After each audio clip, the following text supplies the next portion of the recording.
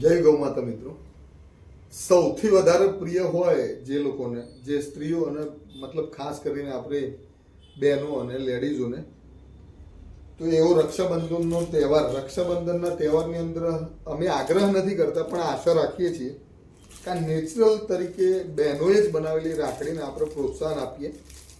અને અલગ અલગ પ્રકારની આ રાખડી છે જે ઓરિજિનલ આપણે સીપ એટલે ઘેટાના ઊનમાંથી બનેલી આ જે રાખડીઓ છે નેચરલ છે. અને અલગ અલગ પ્રકારની જે આ બહેનોએ બનાવેલી રાખડીઓનો અમે લોકો પણ પ્રયત્ન કરીએ છીએ કે જે હેન્ડમેડ અને હોમમેડ જે આ વસ્તુઓ છે એને પ્રોત્સાહન મળે અને નેચરલ રહે.